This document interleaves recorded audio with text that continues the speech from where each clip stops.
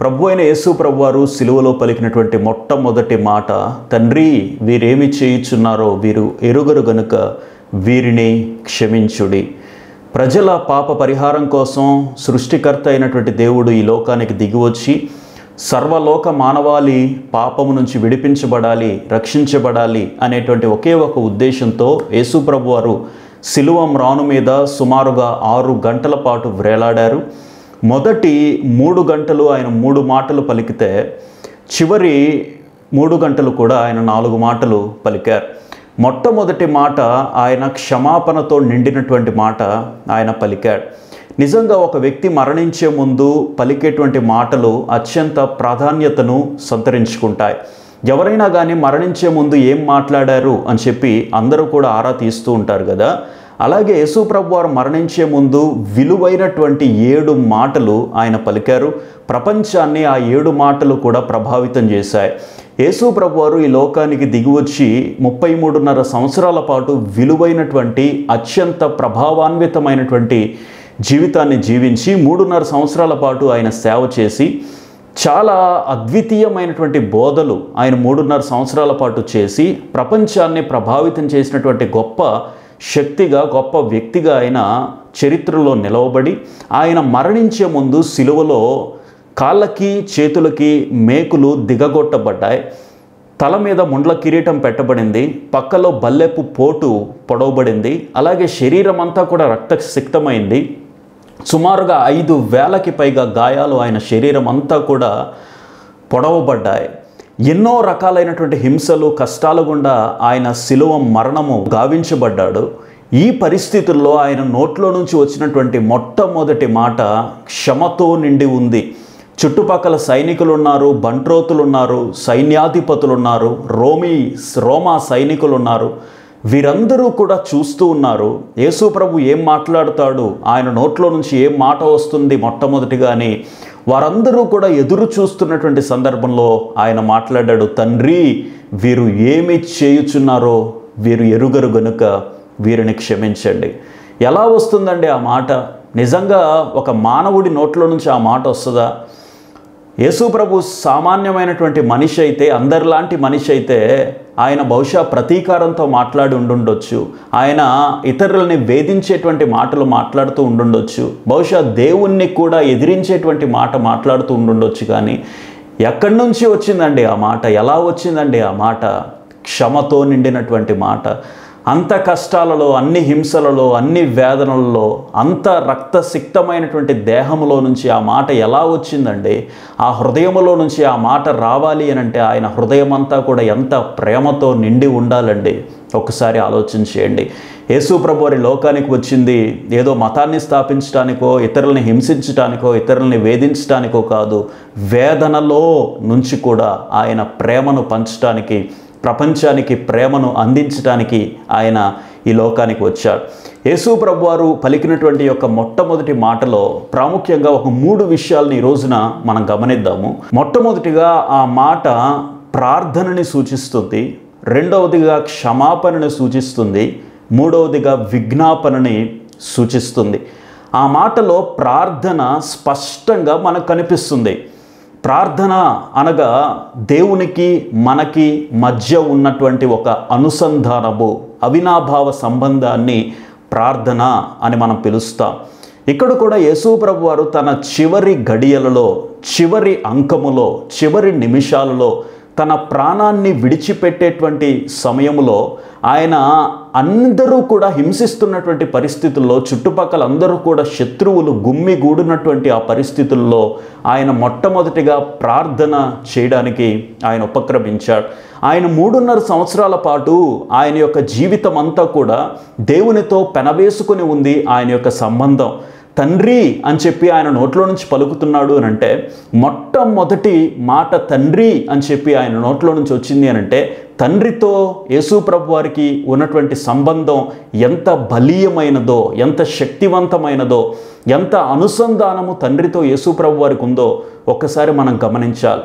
యేసు ప్రభు వారి లోకంలో మనిషిగా జీవిస్తూ ఉన్నప్పటికీ కూడా ఆయన దేవదేవునితో, సృష్టికర్తతో ఆయనకి ఉన్నటువంటి సంబంధం చాలా గొప్పది. ఆయన వేకువ జామునే లేచి ఆయన ఆయన వేకువ జామునే లేచి కొండల దగ్గరికి వెళ్ళి ప్రార్థన చేసినట్లుగా మనం చూస్తాం. ఆయన ఎల్లప్పుడూ కూడా ప్రార్థన చేసేటువంటి వ్యక్తి, ప్రార్థనకు అమితమైనటువంటి ప్రాధాన్యతను ఇచ్చినటువంటి వ్యక్తి. బహుశా యేసు ప్రభువారు దేవుడే, ఆయన దేవదేవుడే అయినప్పటికీ కూడా యేసు ప్రభువారి లోకంలో సామాన్యమైనటువంటి మనిషిగా జీవిస్తున్నాడు కాబట్టి, ఆయన సాధారణమైనటువంటి మనిషిగా ఈ లోకానికి దిగి వచ్చాడు కాబట్టి, ఆ సర్వ సృష్టికర్త అయినటువంటి దేవునితో అనగా తండ్రితో తన యొక్క సంబంధాన్ని ఎప్పుడూ కూడా కంటిన్యూ చేశాడు, ఎప్పుడూ కూడా ఆయన కొనసాగించాడు. తండ్రితో తన యొక్క సంబంధాన్ని ఎప్పుడూ కూడా విడదీసుకోలేదు. విడదీయరానటువంటి సంబంధము, అనుబంధ బాంధవ్యాలు దేవునికి యేసు ప్రభు వారికి ఉన్నాయి గనుకనే ఈ చివరి అంకములో కూడా ఆయన ప్రార్థనకి ప్రాధాన్యతను ఇస్తూ ఉన్నాడు. ఎప్పుడైనా కానీ మన కష్టాలు వచ్చినప్పుడు, ఇబ్బందులు వచ్చినప్పుడు, మనుష్యులు అనరానటువంటి మాటలు అంటూ ఉన్నప్పుడు, మనల్ని హింసిస్తూ ఉన్నప్పుడు, అనరానటువంటి మాటలతో మనల్ని వేధిస్తూ ఉన్నప్పుడు, వారి మాటలు మనల్ని గుండెలలో గుచ్చుకుంటూ ఉన్నప్పుడు మనము తండ్రి దగ్గరికి వచ్చి ప్రార్థన చేయాలి. అలా కాకుండా మనము కూడా వారి వలె మనం కూడా మాటలు మాట్లాడితే, వారితో పాటుగా మనం కూడా రియాక్షన్ ఇస్తే దేవుని బిడ్డల యొక్క లక్షణం కాదు. దేవుని బిడ్డల యొక్క లక్షణం ఏంటి అని అంటే, ఎవరైనా ఒక మాట అంటే వారి గురించి ప్రార్థన చేయాలి. యేసు ప్రభువారు మనందరికీ కూడా ఇక్కడ మాదిరిని చూపిస్తున్నాడు. యేసు ప్రభువారు కేవలం బోధించేటువంటి వ్యక్తి మాత్రమే కాదు, ఆ బోధనలని ఆచరణలో తీసుకుని వచ్చే వ్యక్తి. సమయానుకూలంగా, సందర్భానుసారంగా ఆయన యొక్క బోధనలని ప్రాక్టికల్గా ఇంప్లిమెంట్ చేయడంలో యేసు ప్రభువారు ఎప్పుడు కూడా ముందుంటాడు. ఒకసారి మత్తయి సువార్త 5వ అధ్యాయము 44వ వచనాన్ని కూడా అక్కడ మనం చూస్తే, యేసు ప్రభువారు కొండ మీద ప్రసంగంలో అక్కడ చక్కని మాటలు పలికారు. అక్కడ నేను మీతో చెప్పునదేమనగా, మీరు పరలోకమందున్న మీ తండ్రికి కుమారులై ఉండునట్లు మీ శత్రువులని ప్రేమించుడి, మిమ్మును హింసించు వారి కొరకు ప్రార్థన చేయుడి. చూడండి, మిమ్మును హింసించు వారి కొరకు ప్రార్థన చేయండి. మత్తయి సువార్త 5వ అధ్యాయము 6, 7 అధ్యాయాలు 3 కూడా సెర్మన్ ఆన్ ద మౌంట్ అని పిలుస్తాం కదా. ఇక్కడ యేసు ప్రభువారు మాట్లాడుతున్నారు, మిమ్మును హింసించు వారి కొరకు మీరు ప్రార్థన చేయండి. బహుశా ఆ పరిస్థితుల్లోనే ఉన్నాడు కదండి యేసు ప్రభువారు. చుట్టుపక్కల అందరూ కూడా హింసించేవారే. ఒకరేమో పక్క నుంచి బల్లెపు పోటు పొడుస్తున్నారు, ఒకరేమో తల మీద ముండ్ల కిరీటం పెడుతున్నారు, ఒకరేమో కొరడా దెబ్బలు కొడుతున్నారు, ఒకరేమో తల మీద ముండ్ల కిరీటం పెడుతున్నారు, ఒకరేమో కొరడా దెబ్బలతో ఆ నాగటి చాలవలే ఆ శరీరం అంతా కూడా రక్తసిక్తం చేసేస్తున్నారు. ఆ శరీరం మీద ఉన్నటువంటి ఆ యొక్క చర్మాన్ని ఒలిచేసే విధంగా కొరడా దెబ్బలు చెల్లుమని ఆ శరీరం అంతా కూడా పడుతూ ఉన్నాయి. చేతులకి ఒకరు గాయాలు చేస్తున్నారు, కాళ్ళ మీద ఒకరు మేకులు కొడుతున్నారు. శరీరం అంతా కూడా ఒక రక్తపు ముద్దవలే తయారవుతున్నటువంటి ఆ సందర్భంలో యేసు ప్రభువారు తాను చెప్పినటువంటి ఆ మాటలని ఇక్కడ ప్రాక్టికల్గా ఇంప్లిమెంట్ చేస్తూ, మిమ్మల్ని హింసించిన వారి గురించి మీరు ప్రార్థన చేయండి. ప్రార్థన ప్రాముఖ్యతని యేసు ప్రభువారు ఇక్కడ తెలియజేస్తున్నారు. కేవలం యేసు ప్రభువారు బోధించేటువంటి వ్యక్తి కాదండి, ఆయన బోధనలని ఆచరణలోనికి తీసుకుని వచ్చేటువంటి వ్యక్తి. ఆచరణ అనేది ప్రాముఖ్యమైనది. క్రైస్తవుడికి బోధలు ప్రాముఖ్యమైనవి కాదు. బోధించి నీ బోధలు ఆచరించకపోతే దానివల్ల ప్రయోజనం లేదు. యేసు ప్రభువారు బోధించాడు, ఆ బోధనలని ఆచరణలోనికి తీసుకుని వచ్చాడు. మిమ్మును హింసించు వారి కొరకు మీరు ప్రార్థన చేయండి. ఈ రోజున మనల్ని బహుశా ఎవరైనా హింసిస్తే వారి గురించి ప్రార్థన చేస్తున్నామా, లేకపోతే మనం కూడా వారికి ప్రతీకారం చేస్తూ వారి మీద కక్ష కార్పణ్యాలతో, అసూయ ద్వేషాలతో వారికి కూడా నేను హింసని రియాక్షన్గా ఇవ్వాలని చెప్పి ఎంతమంది ఈ రోజున హింసకి బలవుతున్నటువంటి వ్యక్తులు ప్రపంచంలో కనిపించడం లేదా? ప్రపంచమంతా కూడా రక్తమయమవుతున్నటువంటి పరిస్థితులు కనిపించట్లేదా? బంధువులు లేరు, స్నేహితులు లేరు, రక్త సంబంధాలు లేవు, ఏమీ కూడా లేవు. ప్రపంచమంతా కూడా ఈ రోజున ప్రేమహీనత దిశగా కొనసాగుతూ ఉంటే యేసు ప్రభువారు తెలియజేస్తున్నారు, మిమ్మును హింసించు వారి కొరకు, మిమ్మల్ని బాధ పెట్టే వారి కొరకు, మీ మీద అధికారం చలాయించే వారి కొరకు, మిమ్మల్ని అణగదొక్కుతున్నటువంటి వారి కొరకు, మీ మీద తప్పుడు సాక్ష్యాలు, తప్పుడు నివేదికలు ఇస్తున్నటువంటి వారి కొరకు మీరు ప్రార్థన చేయరా? ఈ రోజున ప్రార్థనకి మన జీవితాల్లో తక్కువ ప్రాధాన్యతనిస్తూ ఉన్నాం. ఒక క్రైస్తవుడు ఆధ్యాత్మికంగా ఎప్పుడు బలపడతాడు అనంటే, ఎప్పుడు ఆత్మీయంగా ప్రతిరోజు కూడా విశ్వాస యాత్రలో ఒక్కొక్క మెట్టు ఎదుగుతూ ముందుకు సాగుతాడు అనంటే, ఆ క్రైస్తవునికి దేవునితో సరైనటువంటి సంబంధం ఉందా లేదా అనే దాన్ని బట్టి ఆధారపడి ఉంటుంది. దేవునితో సరైన సంబంధం ఎవరికి ఉంటుంది అనంటే, ఏ క్రైస్తవుడైతే ప్రార్థన చేస్తాడో. ప్రార్థన లేని క్రైస్తవుడు శక్తి లేని క్రైస్తవుడు. ప్రార్థన లేని క్రైస్తవుడు క్రైస్తవుడే కాదు, ప్రార్థన లేని క్రైస్తవుడు ఖచ్చితంగా ఏదో ఒక రోజున శోధనలో పడిపోతాడు. ప్రార్థనకి ఖచ్చితంగా అమితమైన ప్రాధాన్యతనివ్వాలి. ప్రతిరోజు ఉదయాన్నే ప్రార్థనతో ఆ ఉదయాన్నే ప్రారంభించిన వ్యక్తి, ప్రార్థనతో ఒక రోజుని ముగించినటువంటి వ్యక్తి ఖచ్చితంగా ఆత్మీయంగా బలంగా ఉంటాడు. అలాగా కాకుండా అప్పుడో ఇప్పుడో ఆదివారంలో ప్రార్థన చేస్తూ, పండగలకి ప్రార్థన చేస్తూ ఉంటే ఖచ్చితంగా ఆ యొక్క వ్యక్తి శక్తివంతుడిగా ఉండలేడు. ఈ రోజున యేసు ప్రభువారు మనందరికీ కూడా నేర్పిస్తున్నాడు పాఠం ఏంటి అనంటే, మనందరం కూడా ప్రార్థించేటువంటి క్రైస్తవులుగా ఉండాలి. ప్రాముఖ్యంగా కష్టాలలో, నష్టాలలో, హింసలలో కూడా మనందరం కూడా ప్రార్థన చేసేటువంటి క్రైస్తవులుగా ఉన్నప్పుడు ఖచ్చితంగా దేవుడు మనందరినీ కూడా దీవించాలని, మనందరినీ కూడా కష్టాలలో బలపరచాలి, మనందరినీ కూడా కాపాడాలని ఆయన కోరుకుంటూ ఉన్నాడు. యేసు ప్రభువారు ఆ శ్రమలలో కూడా, ఆ హింసలలో కూడా, రక్తసిక్తమైనటువంటి ఆ దేహములో కూడా ఆయన ప్రార్థనకి అంతగా ప్రాముఖ్యతనిచ్చాడు అనే విషయాన్ని మనం గుర్తించాలి. రెండవదిగా ప్రియులారా, ఈ మాటలో క్షమాపణని మనం చూస్తాం. క్షమాపణ. తండ్రి, వీరు ఏమి చేయుచున్నారో వీరు ఎరుగరు గనుక వీరిని క్షమించుడి. తండ్రి, సృష్టికర్త అయినటువంటి దేవునితో యేసు ప్రభువారు మాట్లాడుతున్నారు, వీరిని క్షమించండి. ఎవరు వీరు అంటే ఎవరిక్కడ?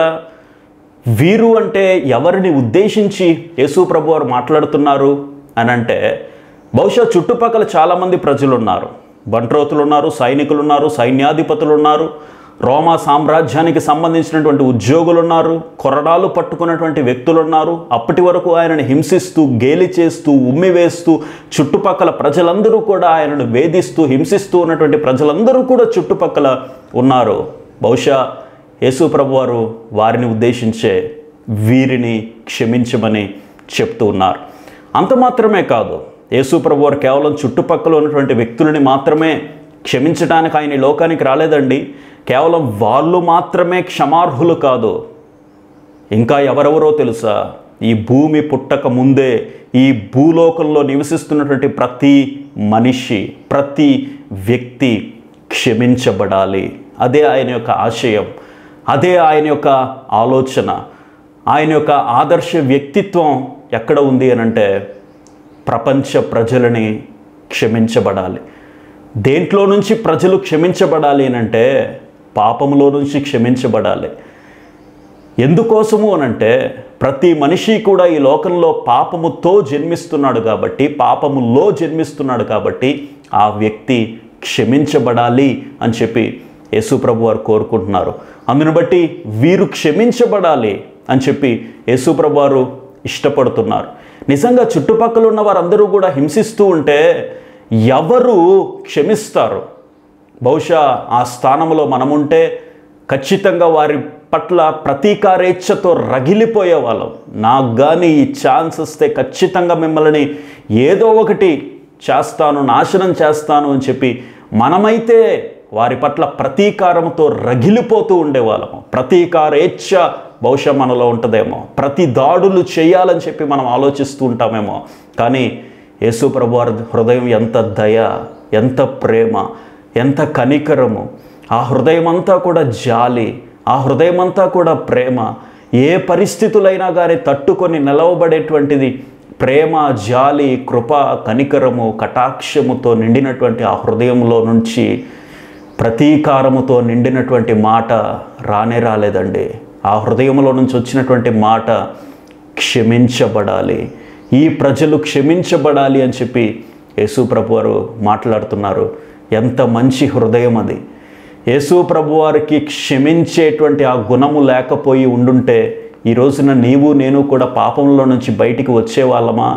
నీవు నేను కూడా పాపములోనే జోగుతూ ఉండేవాళ్ళం కదా, పాపములోనే జీవిస్తూ ఉండేవాళ్ళం కదా. యేసు ప్రభువారు క్షమించేటువంటి మనసు ఆయనకి ఉంది కాబట్టే కదండి ఈ రోజున పాపములో నుంచి మనం బయటపడ్డాము. ఆయన క్షమామయుడు కాబట్టే ఈ రోజున మనం పాపములో నుంచి విడిపించబడి పాపరహితముగా ఈ లోకంలో జీవించగలుగుతున్నాము అనంటే యేసుక్రీస్తు ప్రభువారు క్షమామయుడు, ఆయన ప్రేమామయుడు. ఎవరైతే ఆయనను అంగీకరిస్తారో వారి పాపములన్నీ కూడా కొట్టివేయబడతాయి, క్షమించబడతాయి. అందుకోసమే ఆయన ఈ లోకానికి వచ్చాడు.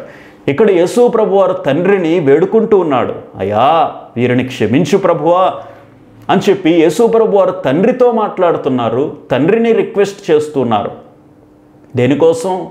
ఏమైంది? యేసు ప్రభువారు సిలువలో ఉన్నప్పుడు తండ్రిని విజ్ఞాపన చేయాలి, లేకపోతే తండ్రిని అడగాల్సినటువంటి అవసరత ఎందుకు వచ్చింది అనంటే, యేసు ప్రభువారు సిలువలో ఉన్నప్పుడు ప్రపంచ ప్రజల పాపాలన్నీ కూడా ఆయన భుజస్కంధాల మీద మోపబడ్డాయి. ప్రజల పాపాలన్నీ కూడా యేసు ప్రభువారి మీద మోపబడినప్పుడు యేసు ప్రభువారు పాపముగా చేయబడ్డారు. ఆయన ఎప్పుడూ కూడా పాపిగా లేడు. ఎందుకోసము అని అంటే ఆయన పరిశుద్ధుడు, పరమ పరిశుద్ధుడు గనుక ఆయన చివరి శ్వాస వరకు కూడా ఆయన పరిశుద్ధంగా జీవించాడు. కాబట్టి ప్రపంచ ప్రజల పాపములన్నీ కూడా ఆయన యొక్క భుజస్కంధాల మీద మోపబడ్డాయి. కాబట్టి ఆయన పాపముగా చేయబడ్డాడు. కాబట్టి ఇప్పుడు యేసు ప్రభువారు స్వయంగా తాను క్షమించడానికి అధికారాన్ని ఆయన కోల్పోయాడు. యేసు ప్రభువారు సిలువలో ఆయన అధికారాన్ని కోల్పోయాడు. కాబట్టే ఆయన తండ్రిని వేడుకుంటున్నాడు, వీరిని క్షమించయ్యా అని చెప్పి తండ్రిని యేసు ప్రభువారు విజ్ఞాపన చేస్తున్నారు. ఇక్కడ యేసు ప్రభువారు ఈ లోకంలో జీవించేటువంటి కాలంలో ఎంతోమందిని ఆయన స్వయంగా క్షమించాడు. పక్షవాయువు కలిగినటువంటి వ్యక్తితో యేసు ప్రభువారు మాట్లాడారు. మనుష్య కుమారుడు పాపములను క్షమించుటకు అధికారం కలిగినటువంటి వాడు. మనుష్య కుమారుడు పాపముల నుంచి ఒక వ్యక్తిని క్షమించటానికి హీ హ్యాస్ ద అథారిటీ అని చెప్పి యేసు ప్రభువారు డైరెక్ట్గా ఒక వ్యక్తిని క్షమించాడు. అలాగే పాపాత్మురాలైనటువంటి స్త్రీని కూడా, అమ్మా నీ పాపములు క్షమించబడి ఉన్నవి అని చెప్పి యేసు ప్రభువారు స్పష్టంగా సెలవిచ్చారు. ఎంతోమంది వ్యక్తులు ఏ అవసరత కోసం యేసు ప్రభువారికి వచ్చారో వారందరినీ కూడా స్వస్థపరచడం మాత్రమే కాకుండా వారి యొక్క పాపములు కూడా క్షమించడంలో యేసు ప్రభువారు స్వయంగా ఆయన యాక్ట్ చేశాడు తన యొక్క జీవన కాలంలో. అయితే ఇక్కడ సిలువలో ఆయన ఉన్నాడు కాబట్టి ప్రజల పాపాలన్నీ కూడా ఆయన భరిస్తున్నాడు. కాబట్టి ఇక్కడ తన యొక్క అధికారాన్ని కూడా కోల్పోయి యేసు ప్రభువారు తండ్రికి ఆ యొక్క బాధ్యతను అప్పగిస్తున్నాడు. ఒక్కసారి ఆలోచన చేయండి, యేసు ప్రభువారు తన్ను తాను ఎంతగా తగ్గించుకున్నాడో, ఎంతగా నలగగొట్టుకుంటూ ఉన్నాడో, తన యొక్క అధికారాన్ని, సార్వభౌమాధికారాన్ని కూడా కోల్పోయి మనుషుల కోసం ఎంతగా ఆయన నలగగొట్టుకుంటున్నాడో, ఎంతగా తన్ను తాను అప్పగించుకుంటున్నాడో ఒకసారి ఆలోచన చేయండి. అధికారం కూడా కోల్పోయి, క్షమించేటువంటి అధికారం కూడా కోల్పోయినటువంటి ప్రభువారు తన్ను తాను ఎంతగా ఎంతగా ఎంతగా తగ్గించుకోవాలో అంతగా తగ్గించుకున్నాడు. శరీరం అంతా కూడా గాయాలమయమైపోయినటువంటి ఆ పరిస్థితుల్లో ఇతరులని క్షమించటానికి ఆయన ఏ మాత్రము కూడా వెనకడుగు వేయకుండా ఇతరులు క్షమించబడాలి, ప్రజలు క్షమించబడాలి అనేటువంటి ఒకే ఒక సదుద్దేశంతో చివరి శ్వాస వరకు ప్రయత్నం చేసినటువంటి ఒక మహా పాప క్షమాపణ యోధుడు ప్రభువైన యేసు ప్రభువారు.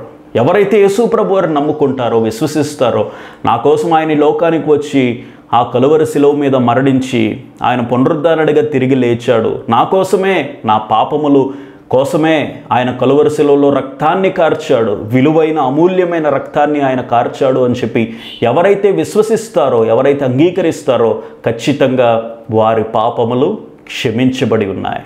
ప్రియ నేస్తమా, ప్రియ తమ్ముడు, చెల్లి, మన పాపములు క్షమించబడాలి అనంటే ఈ లోకంలో ఎక్కడికి వెళ్ళినా కానీ క్షమించబడవు, కానీ ఏ నీళ్లు జల్లుకున్నా కానీ క్షమించబడవు, కానీ ఏ యాత్రలకు వెళ్ళినా కానీ క్షమించబడవు, కానీ కేవలం ప్రభు అయిన యేసుక్రీస్తు ప్రభువారిని స్వంత రక్షకునిగా ఎవరైతే అంగీకరిస్తారో వారి పాపములు ఆయన క్షమించటానికి అర్హత కలిగినటువంటి దేవుడు, అధికారం కలిగినటువంటి దేవుడు అనే విషయాన్ని మీరు గుర్తించాలి. ఈ మాటలో క్షమాపణ అనేటువంటిది కనిపిస్తుంది. ఈ రోజున మన చుట్టుపక్కల ఉన్నటువంటి వ్యక్తులను మనం క్షమించగలుగుతున్నామా?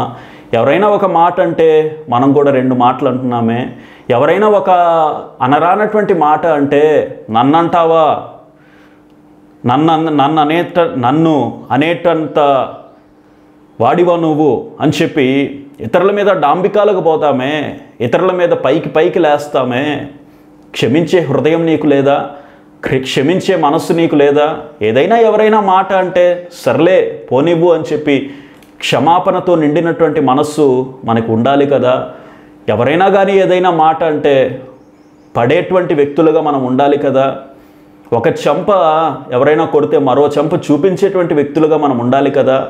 అలా కాకుండా ఇతరుల మీద మనం నిందలు వేయటం, ఇతరుల మీద ప్రతీకారంతో నిండుకుంటాం, ప్రతీకారేచ్ఛతో మన హృదయం రగిలిపోవటం సరైనటువంటి పద్ధతి కాదు కదా. మనం కూడా ఇతరులని ప్రేమించగలగాలి, క్షమించగలగాలి.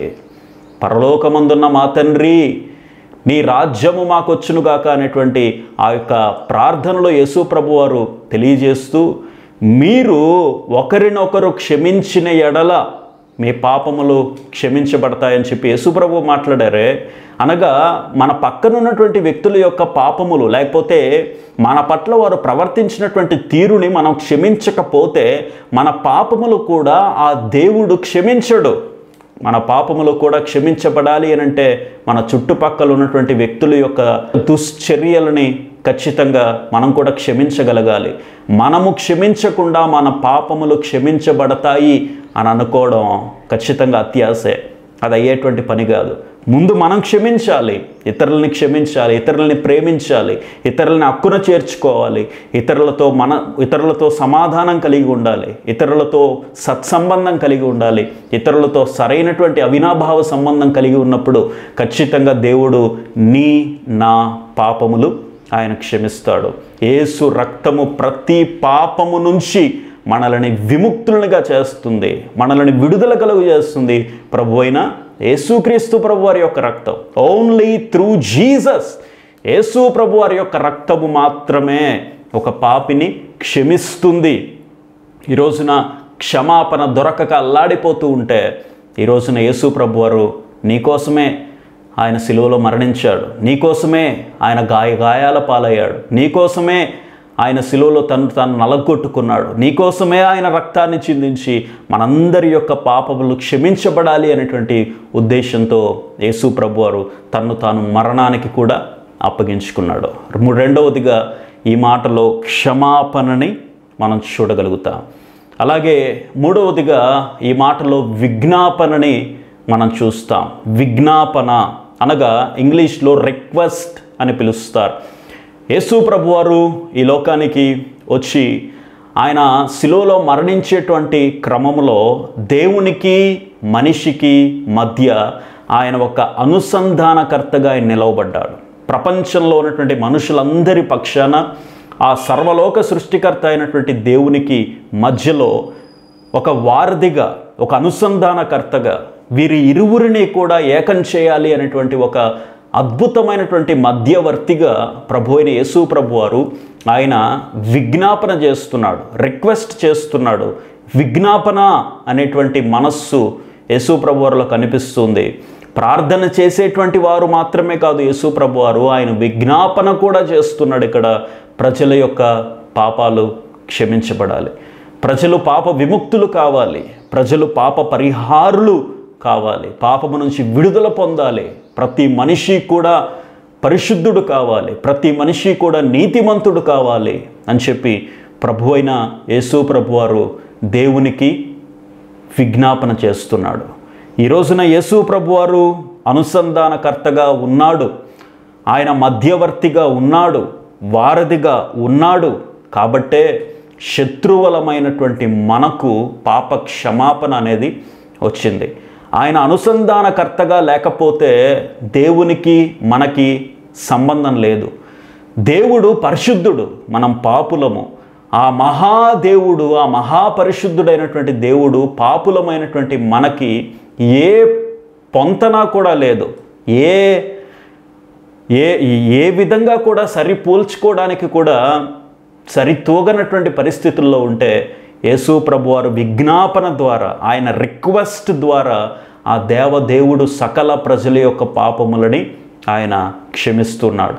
యేసు ప్రభువారు ఎంత ప్రేమామయుడో, ఎంత క్షమామయుడో, ఎంత మనస్ఫూర్తిగా ప్రజలని క్షమించాలి అని చెప్పి చివరి శ్వాస వరకు కూడా ఆయన ఎంతగా ప్రయత్నం చేశాడో మనందరం కూడా గమనించాలి. ఈ రోజున మనం కూడా ఇతరులని ప్రేమించేవారిగా ఉందామా? ఇతరులని క్షమించేవారిగా ఉందామా? తండ్రితో అవినాభావ సంబంధాన్ని కలిగి ఉండేవారిగా ఉందామా? ఆయనకు విజ్ఞాపన చేసేటువంటి వారిగా ఉన్నామా? ఇప్పటికీ కూడా యేసు ప్రభువారు ఆయన విజ్ఞాపన చేస్తూనే ఉన్నాడు. ప్రజలు పాపములో ఉండి పాపములో మరణిస్తే ఖచ్చితంగా నరకానికి వెళ్ళిపోవాల్సిందే. కానీ ఇప్పటికీ కూడా యేసు ప్రభువారు తండ్రి యొక్క కుడిపార్శ్వమున ఉండి ప్రజలు పాపము నుంచి వేరు చేయబడాలి, వారు పరలోకంలోకి నడిపించబడాలి, వారు దేవుణ్ణి నమ్ముకోవాలి, యేసు ప్రభువారి యొక్క శిలువ రక్తముతో వారు కడగబడాలి, వారు పరలోకంలో ప్రవేశించాలి అని చెప్పి ఆయన తండ్రి యొక్క కుడిపార్శ్వములో చేరి ఆయన విజ్ఞాపన చేస్తున్నాడు. కేవలం శిలువలో మాత్రమే కాదండి, ఇప్పటికీ కూడా ఆయన విజ్ఞాపన చేస్తున్నాడు. ప్రజలందరూ కూడా రక్షించబడాలి, ప్రజలందరూ కూడా పరలోకంలో ప్రవేశించాలి, ప్రజలందరూ కూడా పాప ప్రాయశ్చిత్తము నొంది ఆ దివ్య పరలోక రాజ్యంలో ప్రవేశించాలి అని చెప్పి ఆ దేవుని యొక్క కుడిపార్శ్వంలో ప్రభు అయిన యేసు ప్రభు వారు విజ్ఞాపన చేస్తున్నారు. ఈ రోజున యేసు ప్రభు వారిని వారు సిలువలో ఎంతగా హింసించారు, ఎంతగా వేధించారు, ఎంతగా ఆయనని గాయపరిచారు, ఎంతగా ఆయన యొక్క శరీరం అంతా కూడా గాయాల పాలు చేశారు. కానీ యేసు ప్రభు వారి హృదయంలో నుంచి క్షమతో నిండినటువంటి మాట వచ్చింది, ప్రేమతో నిండినటువంటి మాట వచ్చింది. ఈ రోజున మన నిత్య జీవితంలో కూడా మనందరం కూడా ఇతరులని క్షమించేటువంటి వ్యక్తులుగా, ప్రేమించేటువంటి వ్యక్తులుగా, ఇతరుల పట్ల కరుణ హృదయం కలిగినటువంటి వ్యక్తులుగా, సాటి వ్యక్తులు ఎవరైనా కానీ కష్టాలలో ఇబ్బందుల్లో ఉంటే వారిని ఆదుకునేటువంటి వ్యక్తులుగా, వారిని చేరదీసేటువంటి వ్యక్తులుగా, వారికి తోచినంత సహాయం చేసేటువంటి వ్యక్తులుగా, ప్రేమించేటువంటి వ్యక్తులుగా, సమాజం పట్ల బాధ్యత కలిగినటువంటి వ్యక్తులుగా మనం కూడా నిలవబడితే నీవు నేను కూడా యేసు ప్రభు వారి యొక్క ప్రేమను పంచగలిగితే ఇంకా అంతకంటే జీవిత అర్థము పరమార్థం ఈ ప్రపంచంలో ఏదీ కూడా లేదు. ప్రేమను పంచినవాడే క్రైస్తవుడు, క్షమను పంచినవాడే క్రైస్తవుడు, ఇతరులని హత్తుకున్నవాడే క్రైస్తవుడు, అందరితో కూడా సమాధానంగా ఉండగలిగినటువంటి వాడు క్రైస్తవుడు. ఈ పాఠాలే, ఈ అద్భుతమైనటువంటి సూక్తులే యేసు ప్రభువారు ఆ సిలువలో అందించడం ద్వారా మనందరికీ కూడా ఆయన గొప్ప మాదిరిని, గొప్ప స్ఫూర్తిని ప్రజలందరికీ కూడా అందించాడు. ఈ లోకంలో ఉన్నటువంటి అనేక మంది యేసు ప్రభువారి యొక్క బోధల ద్వారా, ఆయన యొక్క జీవన మార్గం ద్వారా ప్రభావితమై తమ జీవితాలను కట్టుకొని సన్మార్గంలోనికి వచ్చి యేసు ప్రభువారు సిలువలో పలికినటువంటి ఆ మాటల్ని ఆదర్శంగా తీసుకొని ఎంతోమంది జీవితంలో అద్భుతమైనటువంటి వ్యక్తులుగా రాణించారు, సమాజ శ్రేయస్సు కోసం పాటుపడ్డారు. యేసు ప్రభువారిని నమ్ముకొని సమాజ హితం కోసం వారు తమ జీవితాన్ని అంకితం చేయటం ద్వారా ఎంతోమందికి దీవెనకరంగా ఉన్నారు. ఈ రోజున మనం కూడా ప్రార్థించేటువంటి వ్యక్తులుగా, క్షమించేటువంటి వ్యక్తులుగా, ఇతరుల పట్ల సానుభూతి చూపించేటువంటి వ్యక్తులుగా, మనల్ని హింసించే వారి గురించి ప్రార్థన చేసేటువంటి వ్యక్తులుగా మనందరం కూడా నిలవబడాలని చెప్పి యేసు ప్రభువారు మొదటి మాట ద్వారా ఆయన ప్రపంచానికి ఒక గొప్ప సందేశాన్ని అందించారు. చిన్న ప్రార్థన.